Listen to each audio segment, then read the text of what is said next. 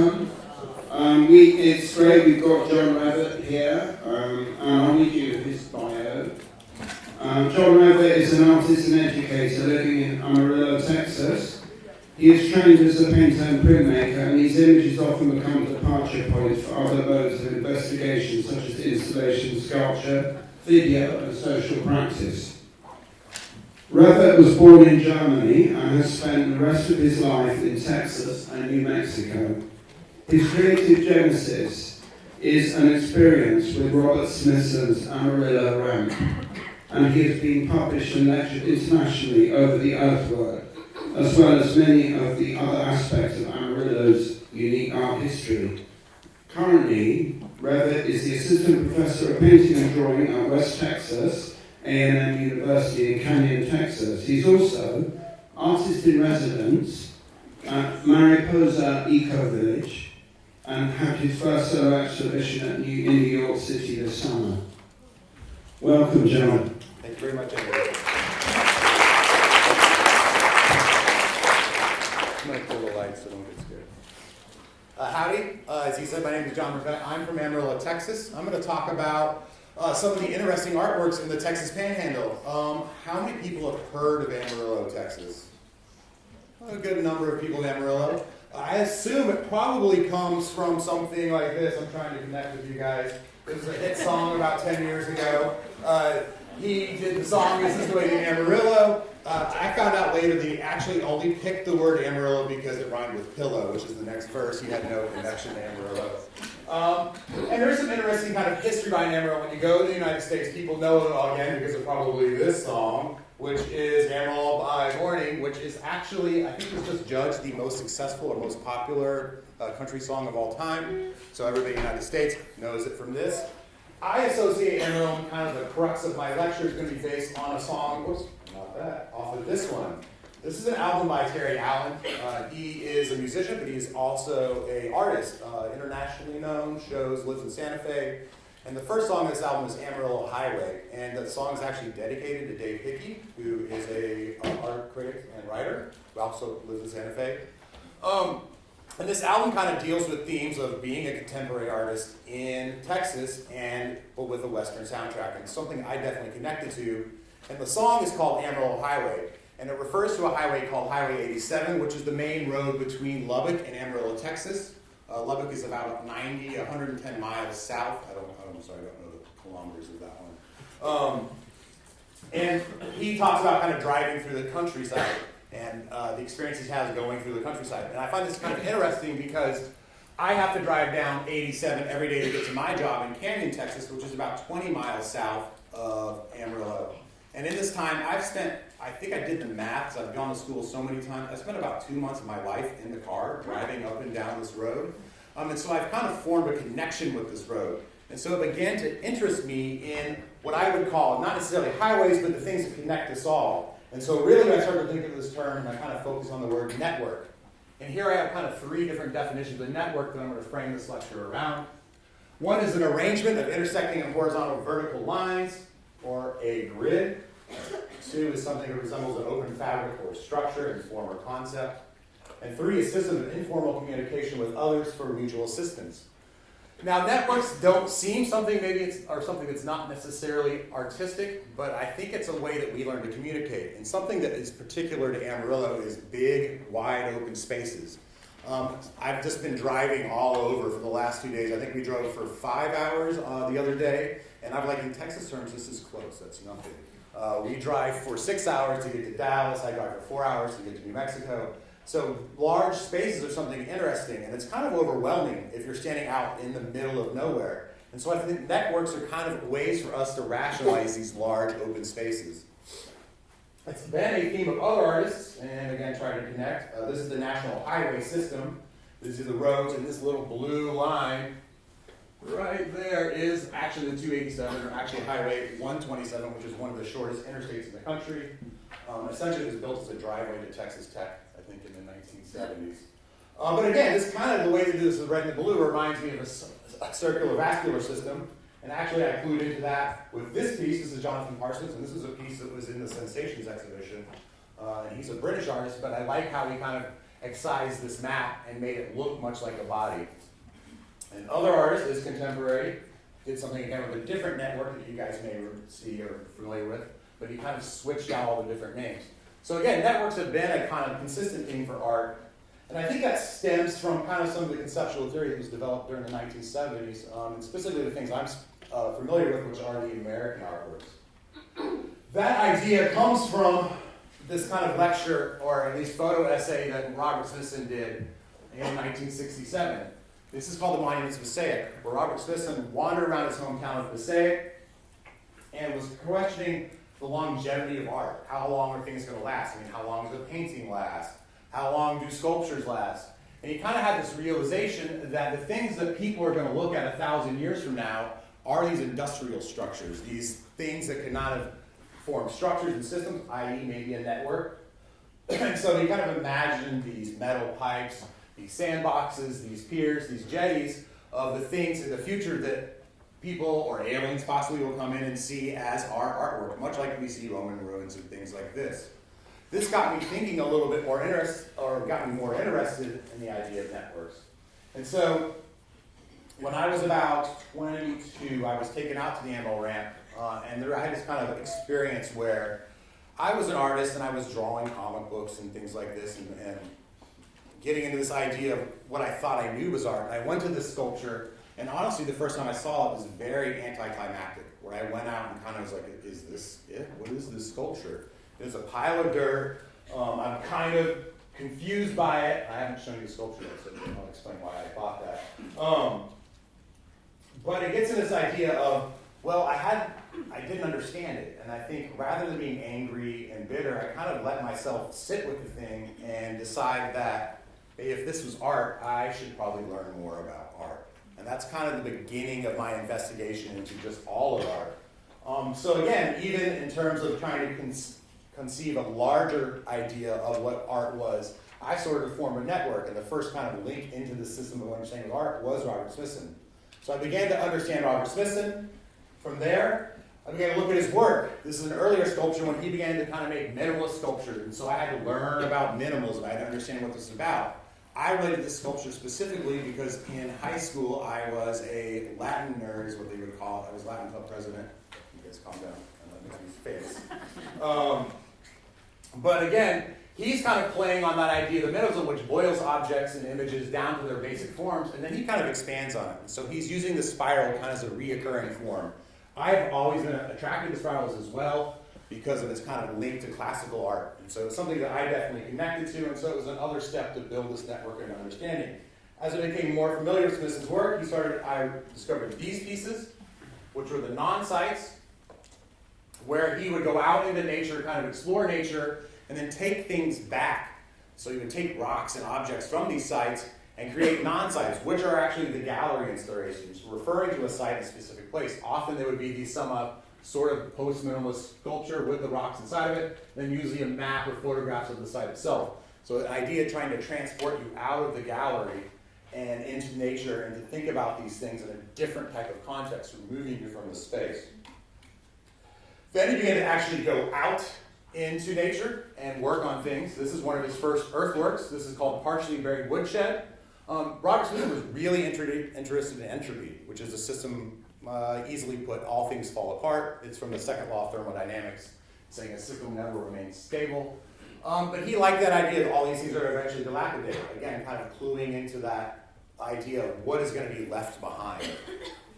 Here, what he essentially did was take a large amount of dirt, pile it onto the roof of this house until the support beam of the house broke, therefore permanently facilitating entropy, meaning this house can never go backwards in time. That was an interesting sculpture. Note this is 1969. This is 1996. It's debatable. And I've heard recently that the sculpture has disappeared. One day it just sort of wasn't on campus anymore. The reason for this is on the doorway, May 4th. About 5 months after he built the sculpture are the Kent State shootings. These are the shootings where for the first time in a long time in American history, the military fired on American civilians. They killed, I think, 2 or 3 students on a protest. And people sort of attach this sculpture to that action because they understood the idea of entropy, that this thing could never go back. And that action during Kent State shootings was the thing that is kind of publicly attributed to the failure of the public support for, or excuse me, the failing of the support for the Vietnam War. And so it kind of became this political protest, which sort of explains why Kent State University has slowly made it disappear. This is something that was really interesting to Smithson because part of this whole myth and development that he kind of had was with time. He was really, really interested in time. He was really hoping to make sculptures that would last either a short period of time or for a longer time than a normal painting or maybe metal sculpture would. And I think this really kind of concerned him because he realized that history is kind of a catalog of time, and if he didn't really attach his work to history or some sort of previous action, that maybe history would attach it to itself, and it's something that he couldn't control. So we see him beginning to expand more into earthworks, and this is probably the most famous work, the Spiral Jetty. This is really where he starts to use language what I would call networks, meaning if you go out to Salt Lake and you see this, Bill, I just heard they removed the jetty that's off to the side. You can see the very top of the screen, there's a black line there. And there's a big jetty that looks like this. And he liked this idea. That was the marks that are going to last. So he decided to start using those marks to make his art, to use the language of a network, or what I would call infrastructure, to make something interesting. He's now using his vernacular of the spiral. He's using the landscape. This sculpture is interesting because, again, it did, and because he actually was able to attach it to a moment in history. As you drive out to the Spiral Jetty, you drive past the Golden Spike Monument, which is the part where the American the Continental Railroad is attached. And to him, that was kind of a big thing. That was a positive sense of industry, and that was a positive history that he could attach to and control. Now, what he didn't plan on is fluctuations in lake. And so here, this is 2010 when I was there, and if you notice, this white area is all a salt bed. The water is about 50 feet behind it. So the water goes up and down around the sculpture. Basically about, I think it was 3 years after the sculpture was built, the level of the lake actually rose and buried the sculpture. There's been different manifestations of coming in and out of the water. So he kind of, there is document that he said, had he known that was going to happen, he would actually alter the sculpture to kind of defy that, meaning that he would change it, make it taller, make it so it would stand out through the water. But again, when I saw it, it was a very interesting experience because this is white salt, and when you're walking out, for all purposes, it looks and sounds like snow, but it's 100 degrees outside, so you kind of go through this weird psychological thing. So I think what he was able to do is kind of create a marker and make people more interested using this language of what I would call networks or infrastructure. This is a sculpture of Broken Circle, Spiral Hill, what we just saw 2 days ago. That part looks sort of like it does now. This part definitely doesn't. They planted bushes on it to make it more, or at least erosion-proof or less erosion-proof. So what he's doing here is tying into kind of this Neolithic area. What we discovered was that around this area are lots of what they call Hunts beds, which are Neolithic burial sites. This area in Holland has a lot of these. And so again, attaching to that history. But he also kind of liked the pre-immortal look of this. And in the video we just saw, he talks about how he didn't want to work with the Dutch landscape because it's such a manicured landscape. He wanted to work with something that was industrialized. So again, getting back into that language of industry. Now we move to the star of the show, which is this. This is Amarillo Ramp. Lake Clovis. This is about 20 miles northwest of Amarillo, literally in the middle of nowhere. This is actually the early construction phase. Unfortunately, Robert Smithson never saw this because he died in a plane crash while surveying the site in the early construction phase of it. The sculpture itself was completed by Richard Serra and Nancy Holt and other sculptor named Tony Shafrazi, who also is now a gallerist. But I've talked to Nancy Holt and I've talked to Richard Serra, both of them confirm this is still solely a Robert Smithson sculpture. So this sculpture is interesting to me because, again, he's been able to combine the two forms of the Spiral Jetty and the Broken Circle and the Spiral Hill. So I'll talk about a little bit more about the spiral in a second, but what you notice here is an elevation change. And the way he kind of sold it to the patrons, he talked about this elevation change plays with the horizon, meaning when you experience a sculpture, you walk up it, and it consistently meets the horizon, and so it creates a visual trick that you have when you're out there. This location was chosen specifically because of this yellow pump. You guys see that little yellow rectangle at the very top of the image?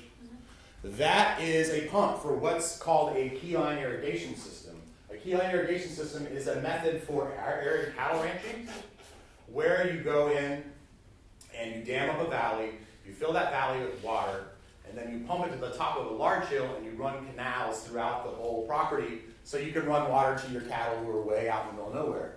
The system was pioneered by a man named Robert Yeoman in Australia, and the patrons, the Marsh family, are the first people in the United States to use the system, and that pump is the first pump for that system. So again, he's able to attach it to history. Now, another level of this is the attachment to the history of the family. The family who paid for this, well, the man who's most famous for it is Stanley Marsh. He's married to a woman named Wendy O'Brien. Wendy O'Brien is the granddaughter of a man named William Bush, no relation to the political Bushes.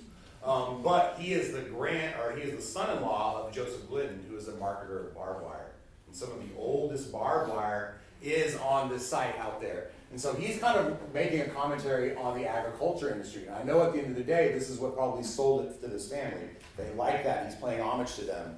The barbed wire is also an interesting thing because it literally is the thing that gridded up the West. It is one of the things they attribute to taming the West. And so he really appreciated that attachment to this grander network history.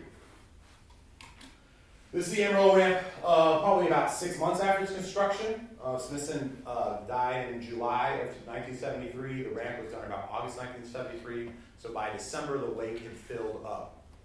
And you see kind of how it works. I find this really interesting because I have a really great photograph of it by Wyeth McSpadden where it looks almost like a brushwork or brushstroke. And I kind of like that simple form. He enjoyed the broken circle. I'll explain that here in a little bit. But again, people have referenced it to looking like a Ouroboros, and it kind of leads to what the idea behind the sculpture itself is. This is the Emerald Ramp about 15 years ago. My first job working for here was to go in and cut down. These are mesquite trees all down here. They're probably the meanest trees on the planet. They're very hard wood. They have really long thorns. If you notice, there is the funeral pyre of the mesquite trees in the center that I had removed from the Emerald Ramp. I have a small grant now to go and take students out to remove plants off Emerald Ramp. We've been discussing restoration, but if you notice, it's definitely dilapidated to some extent. If you look just at the comparison between these two slides, you see that the rocks have eroded. The top is much narrower. Here, the top is wide enough to drive a truck up to the top of it. Here, it's only about 3 feet wide. The height is still there. The base is different. A lot of it's kind of faded away. Also, you notice something is missing. The water is missing.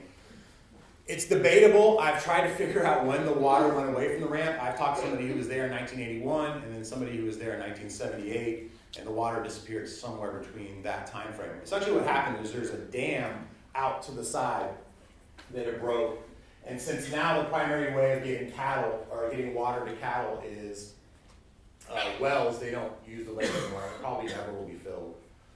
Now, what became interesting to me is that he used the same language. I'm going to back up just a little bit. If you notice, again, behind that yellow pump over here is a dam. Well, the same person who built that dam is the same person who helped build the ramp, meaning he was the guy who knew how to build the structure. So again, using those marks of agriculture, of industry to make something that's important, using the language of the network to create something. Now, here's the spiral. And now it's hard to see how this is a spiral, but it is using this idea. And again, this is really leads to the thesis of what the ramp is about, because it creates a network for something else. Here we see a spiral on a Hopi petroglyph. Smithson did spend a lot of time in the Southwest looking at Native American ruins when he was a child. That's something that heavily influenced him. And you can see that with this comparison to this slide here. This is shortly after the jetty came up out of the lake and actually was solid white with crystals all around it. And as you guys all know, the spiral is something that reoccurs through all of nature, something that's very important. It's a symbol that occurs all over the planet in different religions from different time periods. And so it kind of becomes a symbol of time or timelessness. And it's something that he continually reused. And in fact, this is what is called a time spiral. I think I found this in my old geology book a long time ago. And it's the thing they would show us how time sort of moves in a spiral. And then you see all of these great span of time, and then here humans are this little tiny sliver of space. And so again, it makes you feel a lot smaller. And again, to me, this is what makes the Emerald Ramp important. It is essentially a network for time. And again, if you look at that shape and look at the spiral, you can see where he borrowed that reference. Now, I got the idea of it being industrial because I was riding my bike one day, 210 miles between Albuquerque and Amarillo, and I looked over my shoulder and what I saw was a functioning Yeoman Dam, and it had the same aesthetic of the ramp, which at first sort of negated the importance. It looks just like another piece of agriculture industry. So I knew there was something more going on with this. And I just saw this sculpture from a car yesterday. I'm not going to comment on my thoughts on it today. That's another story for another day. But again, to me, this is a massive sculpture about time. And again, it has to do with the solstice and when things line up. And we can go into the history of what it is, but it is dealing with time. It is offering some sense of trying to understand time. In a sense, when the sun rises to the solstice, you know it's time to either plant or harvest. This is a ramp last year. There are some visitors on the ramp. And you can see that they're paying homage to the agriculture history of the ramp itself. It's kind of fun. Actually, after this, they kind of walked over this, and I have this really great video where I made them stampedes, but again, it's interesting for me because the ramp, I've been to the ramp countless times, and then someday I've taken a picture every day I go, I would make some really amazing video of all the slivers of this. But I can gauge time by the ramp. Meaning when I went there in 1994, see the power lines in the back? They weren't there. The trees don't look like this. Every time I go, there's different plants and they're different colors. I go at different times of the day, it's different. And so I can judge my experience with time because of this ramp. And so for me, it's become a network for time. Something that's really important to me to understand. Now, the ramp was constructed, as I said, by other artists who kind of use this language infrastructure. You guys probably know Richard Serra, seeing as he's one of the most successful. But Richard Serra was said to be heavily influenced by steel ships, steel shipyards that he walked around. You can see that ships play an important role of the network, sailing things across the ocean and back. So he's working that. His widow, Nancy Holt, also has made sun tunnels. So this is actually an astrological clock, but it borrows the form of concrete tubes or concrete piping. And in fact, when she was in Amarillo, she began to make the maquettes for this work out of concrete tubes. But again, this is kind of the theme for these artists of this time period. This idea of using something to control bigger space. I always like Richard Serra's piece, The Tilted Arc, in New York City because it was one of the first sculpture removed by NAA, or with NAA granted, because it forced people to think about something bigger. Now the idea was too big, and obviously they got angry to take it away. But again, we're trying to grasp the immense or the enormity of the universe with these types of work. I began a long conversation with Nancy Holt. When I first went out to the ramp, I called her and was very, very excited about it. And she basically hung up on me. And then I keep calling back, and it took me about 10 years to actually have any kind of conversation with her. When she realized that I was really interested in this, she kind of understood what I was trying to do. And so she began to remotely send me instructions on what to do. She asked me to find the center of the emerald ramp, which I actually used some really interesting math to do this. And so I could actually finish what they call the tail of the sculpture. You see here, these are rock lines. Basically, the back part of the sculpture is eroded away, and she wanted me to come in and fill it. She made it very clear that she would like the emerald ramp restored. She passed away about 2 years ago, and this is one of the things we're kind of trying to figure out how to do right now. That doesn't have a lot to do with networks, but we'll keep moving forward. Now, what makes this so important is that his work keeps appearing. This is a drawing that he made in 1970. This is a performance by Bruce High Quality Foundation in 2005. And so what you see is his work kind of has a timeless quality. And the beauty about it is he wrote these things that can go through time and last and still work in the future. He's influenced another artist who works in time. This is Lee Ronaldo. This is the album by Lee Ronaldo, who is the guitar player for Sonic Youth. And he's heavily influenced by this. And so again, this idea is that Smithson kind of did something bigger and broader. He created a sculpture that helps me understand time and helps other people think about time. And again, thus creating a network for this concept. Now, Amarillo is a weird place. It's a very small town. It's the windiest town in the country, officially, which is not really a word I'm happy to have. But how did art get here? How did this get here? How did these people show up? It was a long, diluted story, depending who you talk to. Tony Shafrazi says he introduced Stanley Marsh to Robert Smithson. Larry Bell says he introduced Stanley Marsh to Robert Smithson. Well, basically, he showed up. And the real connection is this man, John Chamberlain. John Chamberlain is an artist from the kind of post-abstract expressionists who made sculptures out of crushed cars. And he's kind of referencing something I'm going to discuss a little bit more about another famous work in Amarillo. But again, this is the Bushland Marsh 3. I would say about 75% of the John Chamberlain sculptures in the exhibit in Marfa, Texas are made actually in, whoa. There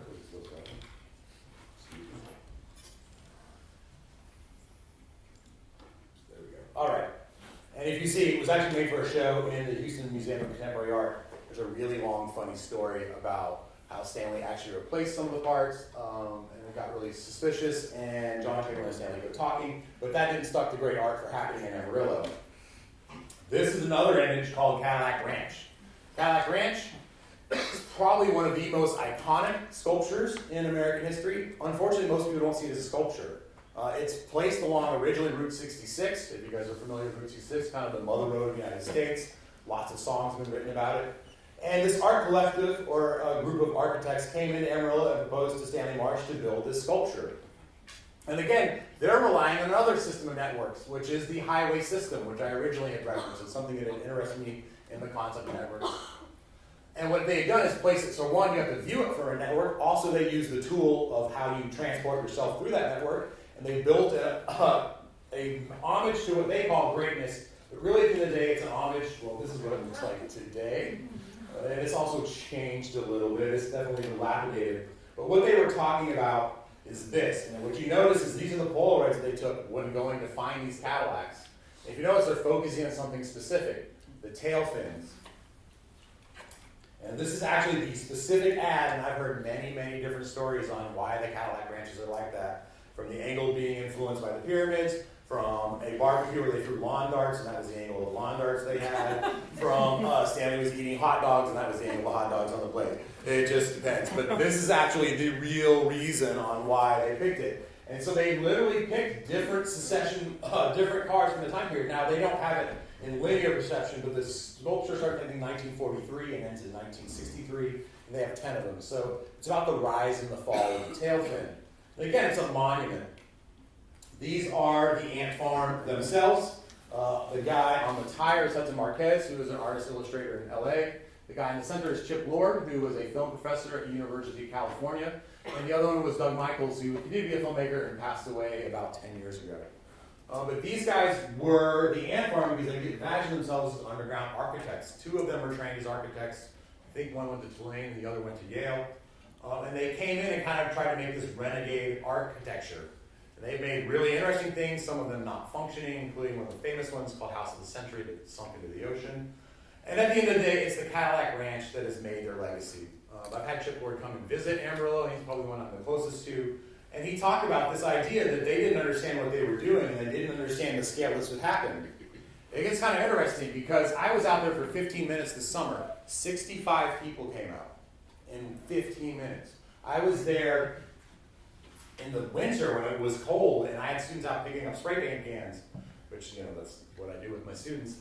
But it comes into, we had 75 people come out in the 2 hours. They come from all over the world. So it's something that's really responded to everyone.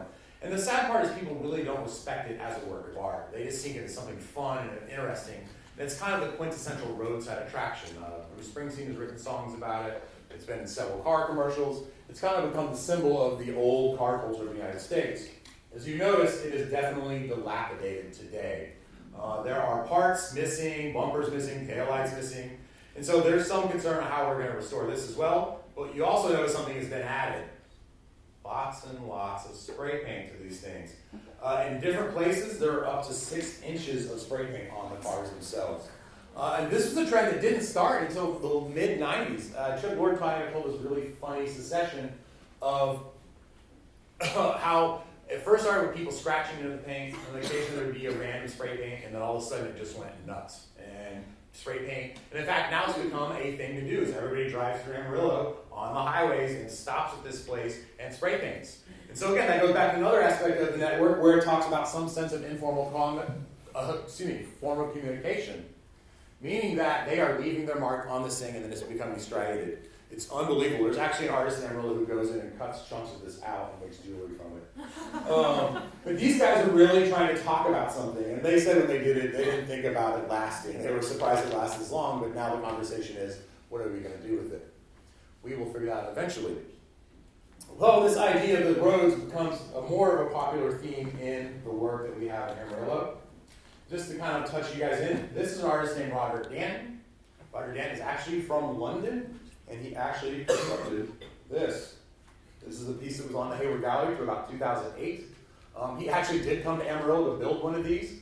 He worked with another artist named Philip Vaughn, and the idea was to create a rotating form on top of the Hayward Gallery influenced by weather. So as the wind blew faster, the spirals and the neon would go up. In fact, I just found this out today. This was innovative in neon lighting. This is the first time you use dimmer switches on neon lighting. I just found out that Slade really invented neon, so I think there's a weird point of synchronicity there. But again, this is actually a signage.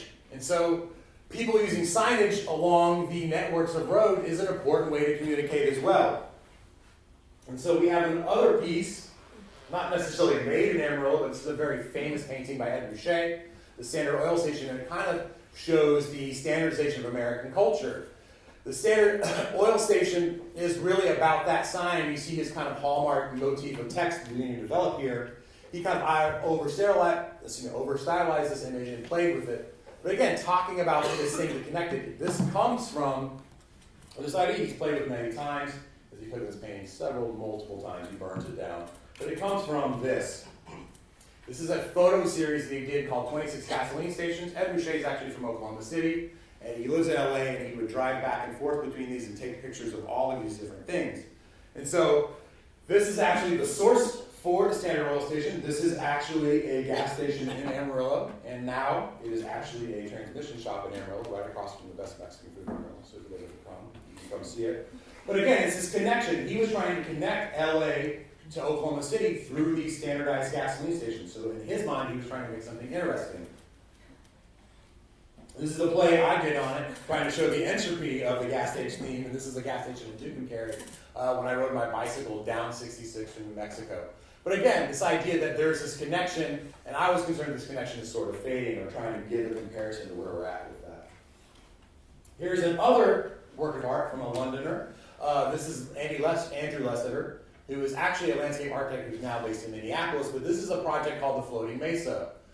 Essentially what it is a giant billboard along the top of a mesa designed to look like give the illusion the mesa itself is floating.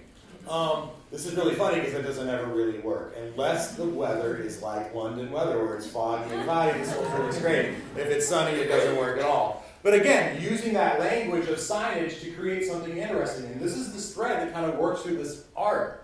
And what it is you can't see the sculpture other than from a road. So again, you have to be participating, activating in a network to come see this thing.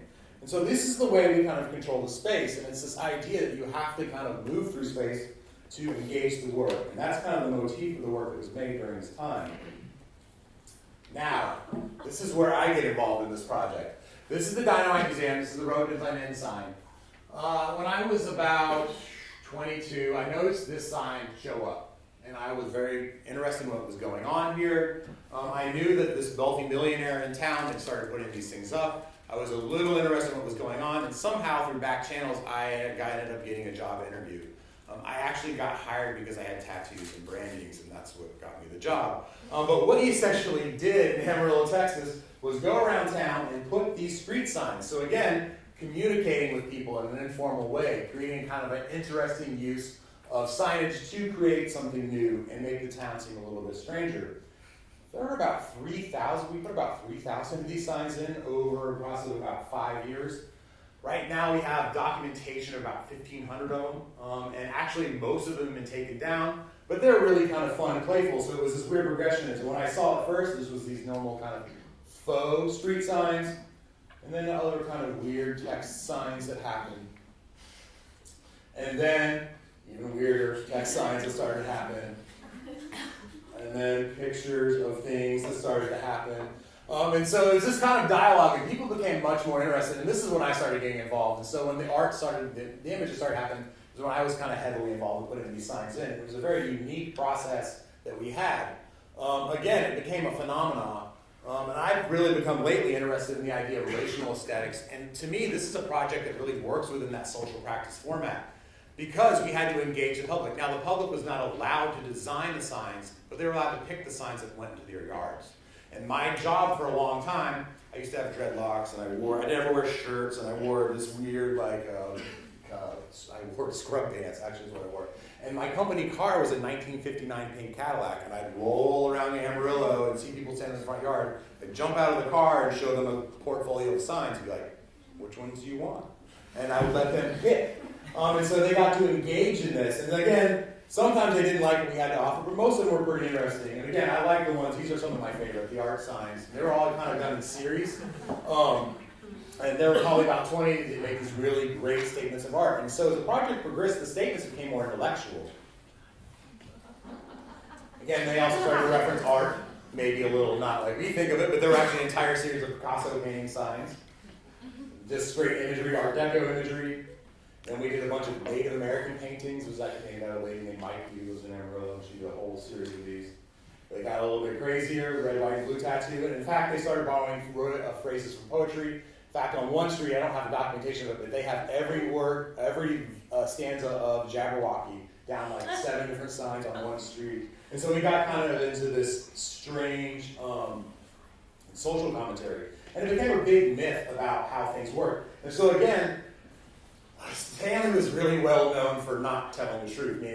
He's like, don't let the truth get in the way of a good story. And so we were kind of always instructed to never give the straight story. I remember one time somebody asking me what they were about, and I was like, oh yeah, we got them all in this weird shape, and it's actually in the shape of a giant pentagram, and the last line is going to be a mirrored sign, and it's going to open up a gateway to hell, and it's going to be really awesome.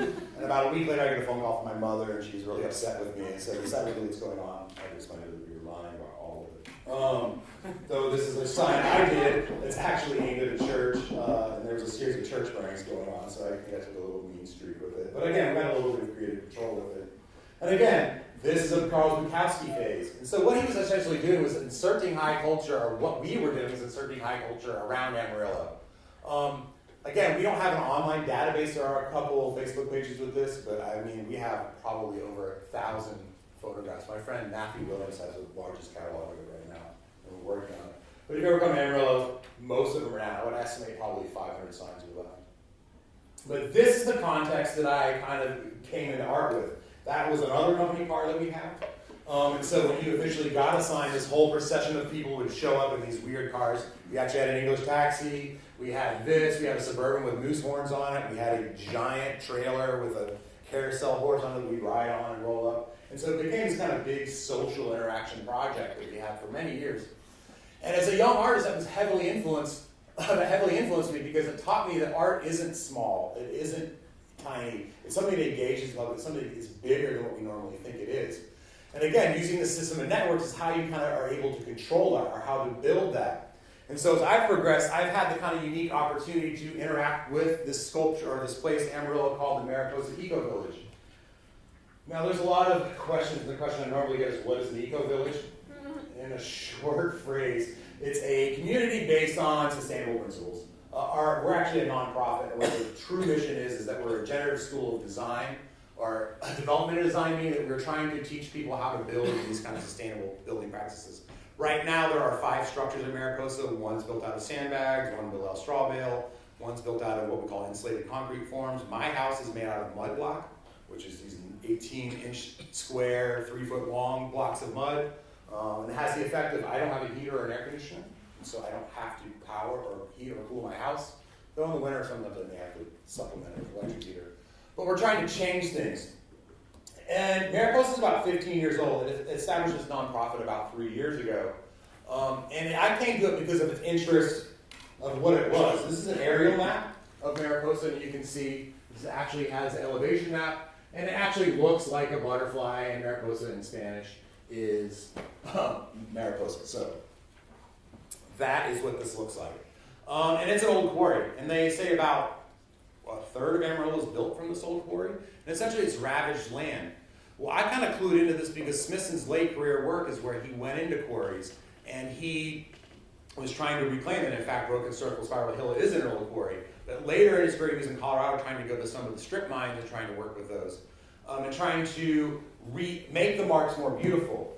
What I've seen with Mariposa for a long time is I've been involved off and on for the 15 years of its existence, but it was really floundering. It was really having a hard time. But I came to the idea that this thing is just too big for people, meaning that it is on one section of land. This red line is one section of land. It is 1 square mile, which is a really enormous space of land when it's just one person trying to figure something out, when you're trying to build a community. And so I had gone to the board of Mariposa, and I proposed that I wanted to apply a tessellated grid over the surface of it. And so this is my original plan. And the original concept was to run string all over this pattern, which would have been about 8 miles of string, which I actually did start doing, but that became very time consuming. And what I realized is there were other structures at play within Mariposa, meaning that the idea was very complicated and hard to deal with. We had to deal with several other political issues to deal with. And so I began to meditate sort of on this concept. And I came up with the drawing. This is what I call the seed. So before I ever came up with the concept of applying that pattern over the structure itself, I kind of applied the grid aesthetic. This is a pattern based on an Islamic tessellation, which is kind of a recurring theme in my work. But I like it because it references some of that classical geometry, meaning that the things the Romans and the Greeks came up with their formulas for aesthetics was handed off to the Persians and to the Arabs, and they developed it a little bit farther. And so in my mind, this kind of links back to that geometry that Smithson was using. And so I played on it, and I really settled on this design because it's a single recurring form, almost working like a grid or a structure over it. And then I began a series of paintings where I would play with different ideas, expanding the pattern, and I would start with gestural abstraction, and then I would try to contain it within the forms of this geometric abstraction.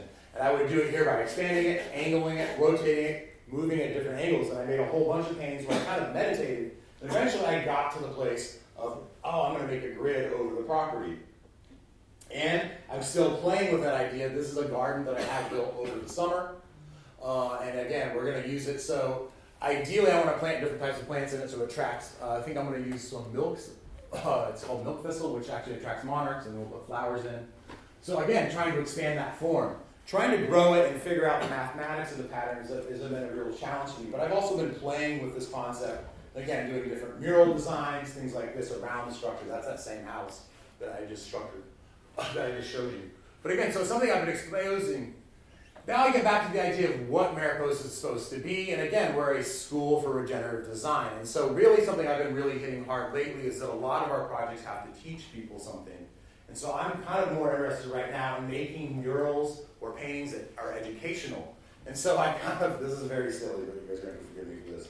This is my most recent project out there on a well house. And I kind of respond to this well house because it looks like what an Olmec head, which are some of the pre-Columbian sculptures left in Central America. There are 18 of these in existence, of these monumental heads all over South America. And I decided to go ahead and paint this on the surface of it and make this the 19th Olmec head up in West Texas, because the Olmecs who lived in Central Texas, maybe migrated this far.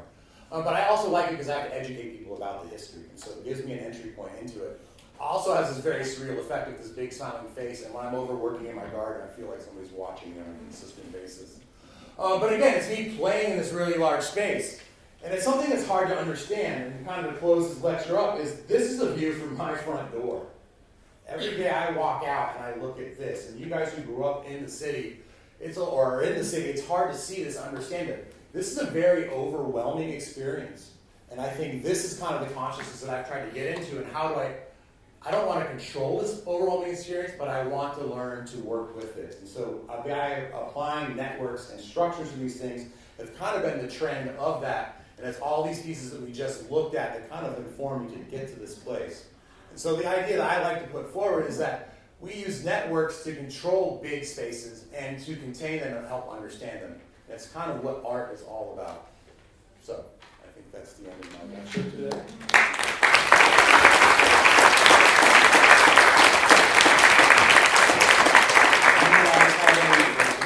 Yeah, I'll take questions for sure. Anybody have any questions?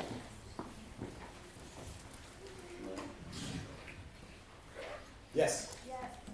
What are the arguments for restoring sculptures that are basically entropic in nature anyway? That's a good point, and that's actually one of the things we get a lot of pushback on. And in fact, when I first got into Amarillo Ramp, I was built in. This should erode. It should only exist for the amount of time it lasts. And Nancy Holt corrected me very quickly and said, no, that's not true. Bob, or what she called Bob, Smithson would have actually raised the spiral jetty. And that's because you can reset the entropy, creating kind of a perpetual motion. And in fact, I had this physics teacher from another university come out and he heard me talk about entropy, and I could tell that he didn't like what I was saying, so he really gave this in-depth explanation about entropy and saying, yes, you're exactly right, but your kind of theory, your terminology is wrong. He's like, your energy you're putting into the system is resetting that entropy, causing it to be rebuilt. You know, in 40 years from now, somebody else is going to find interest in that and keep it going. And so essentially what a system was able to achieve with this kind of, I don't want to say emotional entropy, but this kind of need to refix it it almost ensures that sculpture is going to last much longer than it originally would have.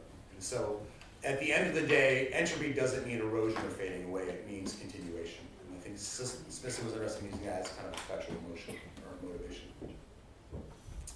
Anything else?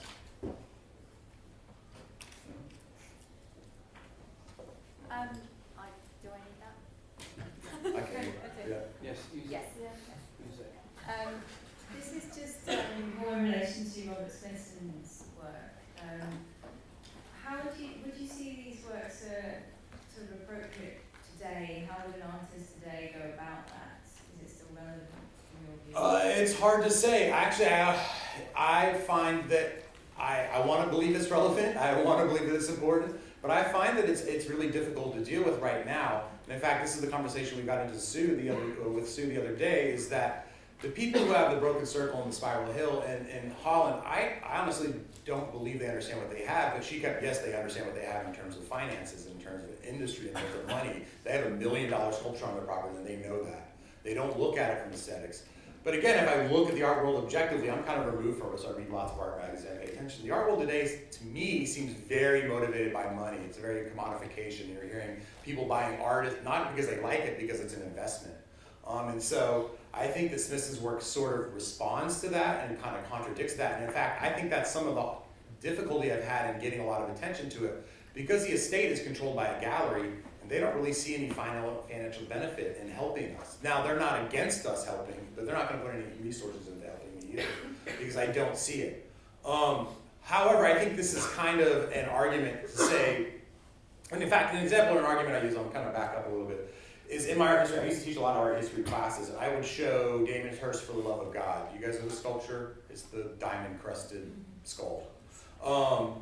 And people, it's actually a good discussion point. People would get into it and say, well, that's stupid and that's worthless. And I'm like, and I start dropping the numbers on them. It cost $50 million to make, and it was, $75 million sale, and it's questionable on how it was sold to, and blah, blah, blah. And so I get people kind of riled up on this thing, and I ask the question, who likes this sculpture? Half the class, maybe a third of the class. And then I ask the next question, who would take this sculpture? And every person in that class would take that sculpture because of its value. So at the end of the day, value is very important. And I try to use that dichotomy between who would take it and who likes it. If you don't like that in the art world, then it's up to these young artists to change that. You guys are the ones who have to change this. If you don't like the way the art world is going, then you need to make art that doesn't engage on a financial concern. And I think that Smithson's work is incredibly relevant for that purpose, meaning that it isn't gallery-based. Now, granted, he did have gallery components. He was aware of how the world worked, but it's something different. I mean, people have to invest a serious amount of money to come see the sculpture, and I think that actually increases it. And so in my mind, it's very important. It's very important to help see where the art world is going to go from now. Any other questions? Yes?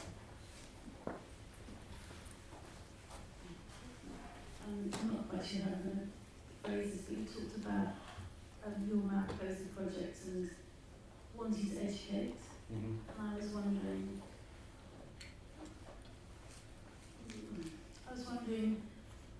why you feel that you have that obligation, and whether something can just be worthless financially as an artwork, and also worthless educationally and still be important.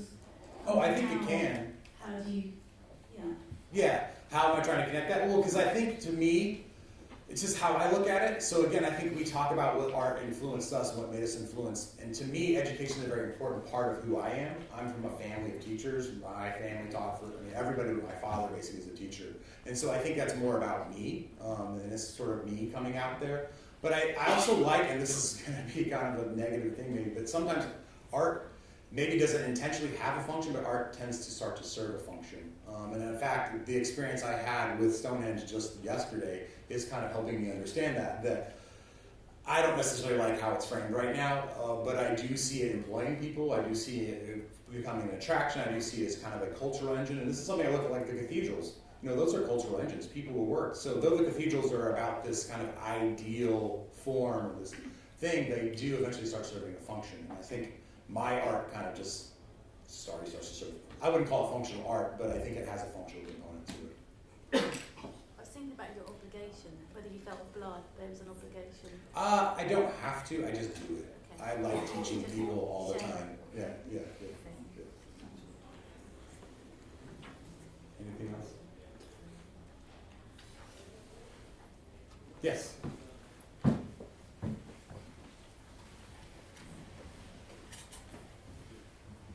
Could you talk a little bit more about the Olmec heads, please?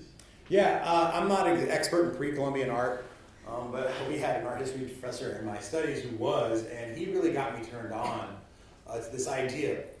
And the Olmec heads are kind of pre-Columbian, meaning they're the oldest civilization. There's not a lot known about them.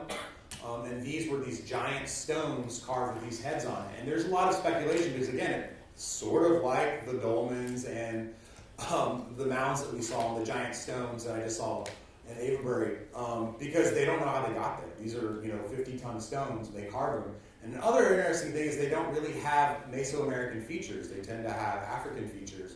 And so people use them kind of as this conversation point, a mystery to them.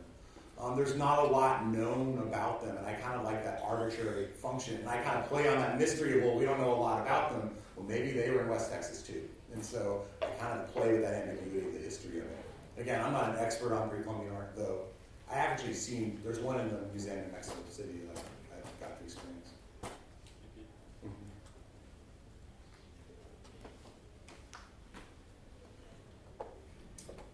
Anything else? Anything else?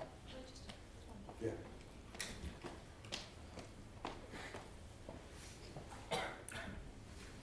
I know you only visited Stonehenge and Avebury yesterday, but I wondered if you felt that you were walking in the footsteps of Smithson, because he visited those places before he made Spiral Jetty, Broken Circle, and Murals. Did you?